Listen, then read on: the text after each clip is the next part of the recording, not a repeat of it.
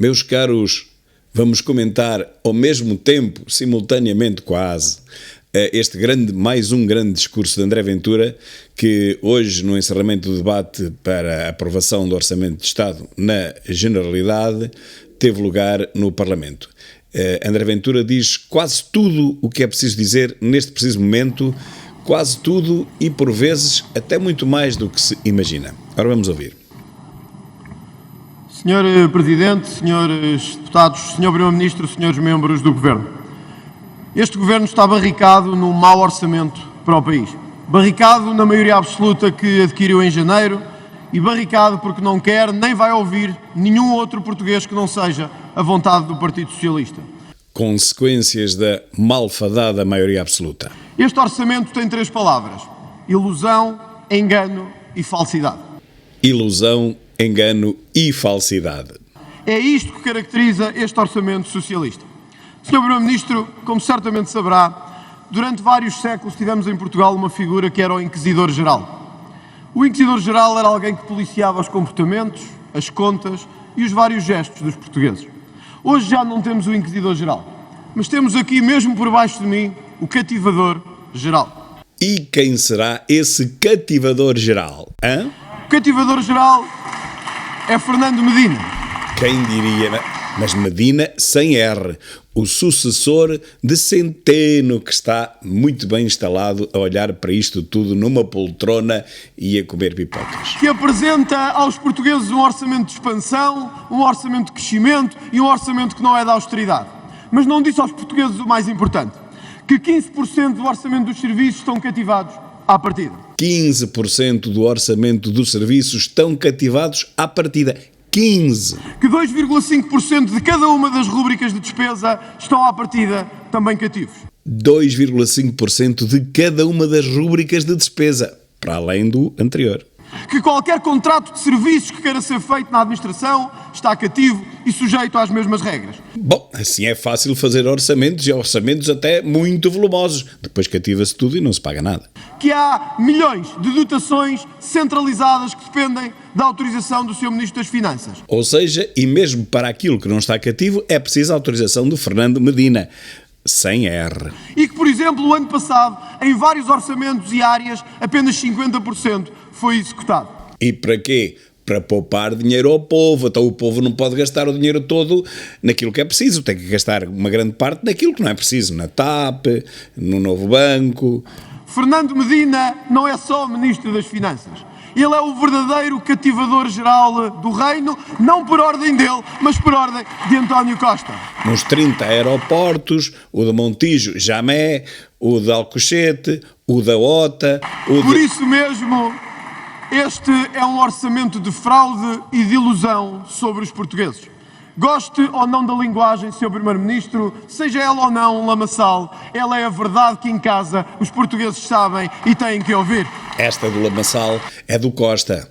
Cotrim Figueiredo queria imitar Ventura. Chegou à conclusão que não consegue imitar Ventura, pois Ventura é inimitável. E Cotrim Figueiredo, ou Judas, como eu costumo chamar, Judas Cotrim Figueiredo, ele percebeu que tem que ser embora porque, enfim... Com ele, aquela iniciativa liberal, ou claro, como é que chama aquilo, nunca mais cresce e não cresce sequer aos níveis que são apontados nas sondagens. A iniciativa liberal deve estar pelos 3% e eles sabem isso, as sondagens reais não lhe darão mais do que isto, ele não vale mais do que isto, mas aparece com 7, tal, para quê? Para tentar esvaziar o Chega, para tentar iludir o povo, dizendo, vocês não vão para o Chega, para quê? Eles são um bocadinho do lamaçal, vão antes aqui para o Cotrim Figueiredo, que sempre é um tipo mais bem gravatado, mais bem parecido, cabelinho com gel, uma coisa mais educada, não é? E se a iniciativa liberal roubar muita gente ao Chega, é melhor um pouco, porque realmente o Chega é o único partido que nos faz oposição. Então, olhem, mas Judas percebeu finalmente que não consegue subir os níveis de adrenalina do partido, portanto é um bocadinho frouxo e vai indicar para o lugar dele um outro que ainda é mais frouxo do que ele. Mas este é também o governo que veio à Assembleia da República e disse: os mais vulneráveis são a nossa preocupação. Qual Francisco de Assis, o Primeiro-Ministro, dedicou-se agora a cultivar, a promover e a proteger os mais pobres e os mais vulneráveis? Só que não, como dizem as crianças.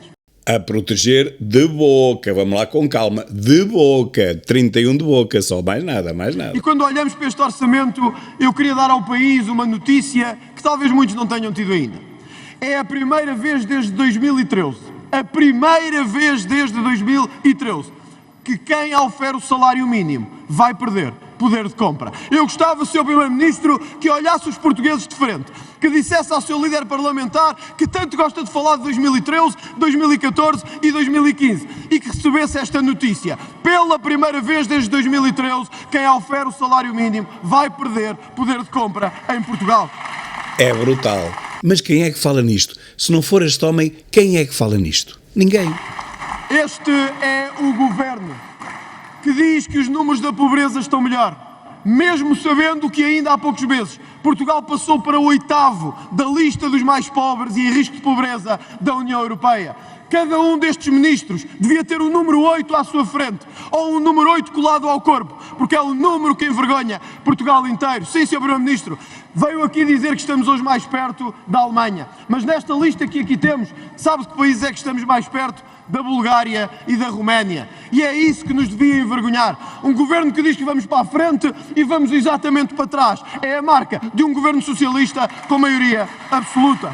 Bom, meus caros, já havia o CR7, agora há o AC8, António Costa 8. Deviam trazer isso realmente nas camisolas, ou nos casacos dos fatos que envergam, ou até podia ser na gravata, podia ser que ficasse bem aqui um pino, um 8, aquela bola 8, a última bola preta, a última que entra no snooker, não é?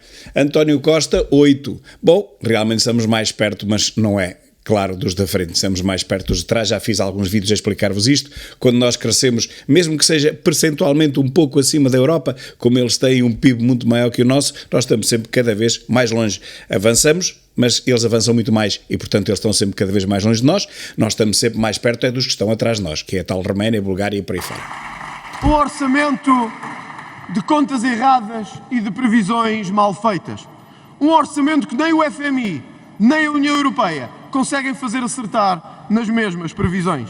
Mas nem a única que o Governo calculou para este ano, nem a única, que era a taxa de inflação em 7,4, conseguiu acertar. E a própria UTAU veio reclassificá-la em 7,8. Agora perguntam-se os portugueses em casa, se nem na taxa de inflação deste ano conseguem acertar, que diabo, quem é que acredita que vão acertar nas previsões do próximo ano? Ninguém acredita nas vossas previsões. Bem, estas previsões lembram-me a dos geniais super técnicos das alterações climáticas. Não conseguem prever o tempo de um dia para o outro, mas garantem-nos o tempo que vai fazer daqui a 100 anos. Em 2023, mais de 70% dos funcionários públicos vão perder poder de compra. Em 2023, mais de 70% vão perder poder de compra. E por isso nós gostávamos hoje de perceber, mas não percebemos, como é que este é o orçamento dos mais vulneráveis, dos funcionários públicos, dos pobres, dos desempregados e dos protegidos. Não, Sr. Primeiro-Ministro, este orçamento tem 3 nomes e nenhum deles é os mais desfavorecidos e os mais pobres. Este é o orçamento da TAP, este é o orçamento do Novo Banco, este é o orçamento da EDP, mas não é o orçamento dos mais pobres, nem é o orçamento dos mais desfavorecidos em Portugal. O orçamento da TAP, do Novo Banco e da EDP, realmente bem acertado. Dos pobres é que não é. É dos outros. Este é o orçamento da EDP, este é o orçamento do Novo Banco, este é o orçamento da TAP. Foi isso que conseguimos trazer que uma maioria absoluta. E sabe, Sr. Primeiro-Ministro, o que custa ver é que podíamos fazer muito mais. O que custa ver é que com a receita fiscal obtida só nos últimos 8 meses, nós podíamos dar o dobro às famílias e às empresas. Só o que alcançámos nos últimos 8 meses permitia, por uma vez na vida, darmos um bocadinho mais a quem tanto sofre para pagar o supermercado, para pôr combustível no carro ou pagar o material escolar dos seus filhos. Era um bocadinho mais, que era o esforço do que andaram a cobrar indevidamente nos últimos anos. Era um esforço que era verdadeiramente pôr as pessoas primeiro e não as famílias primeiro. Porque, Sr. Primeiro-Ministro, só há umas famílias que estão em primeiro em Portugal. É as famílias do Partido Socialista que sempre vão estar em primeiro para o Orçamento do Estado. Ah, essa sim, as famílias do grande partido da socialista, essa sempre à frente, nenhuma delas fica para trás. Senhor Presidente, Senhor Primeiro-Ministro, Senhores Deputados, à hora a que estamos aqui, o Estado deve 800 milhões de euros de pagamentos em atraso. Sim, nós. À hora que estamos aqui sentados, o Estado deve 800 milhões de euros em pagamentos em atraso. O mesmo Estado que nos cobrou impostos como nunca. O mesmo Estado que não quer baixar o IVA, nem dos combustíveis, nem da eletricidade. Que diz aos empresários, paguem. Que gosta de malhar nos empresários, como o nosso antigo Presidente da Assembleia, o nosso atual Presidente da Assembleia da República, gosta de malhar na direita. Brutal.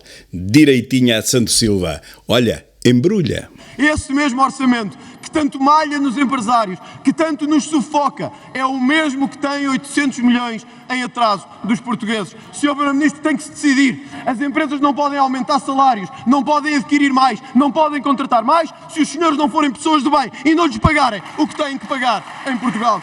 Sim, até porque não há nenhuma razão para que o Estado português seja caloteiro. Quando algum cidadão deve alguma coisa ao Estado, é imediatamente desmifrado. Não pode nem esperar mais um minuto. Até àquela hora, às 0 horas do dia X, tem que pagar. Se não pagar, paga com coimas. Portanto, o Estado não tem nenhum motivo, não há nenhuma razão para que continue a ser caloteiro como tem sido nos últimos governos socialistas. Estará o Governo contente? Estará o Governo contente? Claro que nunca está contente. Porque o Primeiro-Ministro António Costa, com o cativador-geral Fernando Medina... Cativador-geral ou cativador-mor ou então cativador real, porque nós já estamos numa monarquia. É o rei Dom Costa. 8. Só estão contentes enquanto sugam a alma aos portugueses, enquanto sugam a carteira dos contribuintes. Olha que maravilha, que ternurentos. Só de Ventura lhes lembrar disso, eles já ficaram tão felizes. E enquanto sugam a carteira dos empresários. E enquanto ficam cada vez mais contentes por este ato de trazer cada vez mais, soubemos hoje que ainda vão buscar dinheiro a outras formas criativas. Sr. Presidente, nós vamos distribuir isto por todas as bancadas parlamentares, que estima que o Governo vai cobrar mais 13 milhões de euros. Sabem em quê, caros colegas? Em radares de velocidade nas estradas.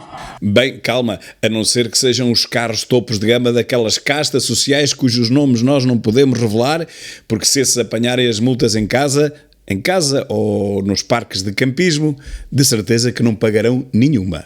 É este Governo que aqui está, que não tem dinheiro para obras, que não tem dinheiro para pensões, que não tem dinheiro para salários, mas que vai buscar dinheiro a mais radares de velocidade sobre aqueles que andam a ter que conduzir e a pagar um IVA pornográfico em Portugal. Que vergonha, Sr. Primeiro-Ministro, que vergonha de governo que temos em Portugal. E Costa responde sempre da mesma forma.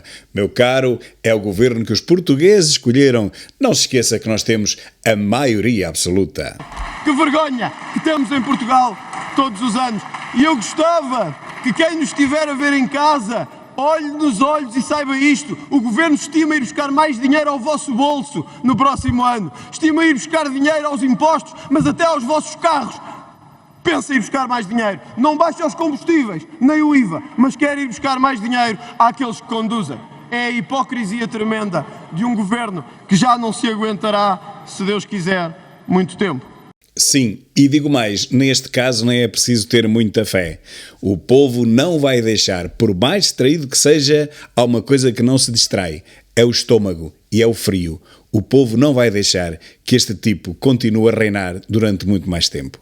El reinado de António Costa, el 8, vai acabar em breve. Sr. Primeiro-Ministro, Sr. Presidente, Srs. Deputados, António Costa citou ontem Jorge Palma e disse que havia caminho ainda para continuar. Deve haver um engano, porque eu ouvi-o citar claramente Jorge Palmas e começaram-lhe a bater palmas. Eu acho que era esse Jorge que ele se referia e não a outro. Como gosta de Jorge Palma, eu também vou citar Jorge Palma. Mas hoje, com um título diferente daquele que o Sr. Primeiro-Ministro citou. Esta chama-se Eles Já Estão Fartos. E diz, eles já estão fartos de saber o que queres deles. Eles já estão fartos de saber quem quer vendê-los. Eles já estão fartos de ouvir dizer que tem que ser. Eles só queriam agora tentar viver de uma maneira diferente, de uma maneira qualquer. Senhor Primeiro-Ministro, deixe-nos viver de uma maneira diferente. Muito obrigado.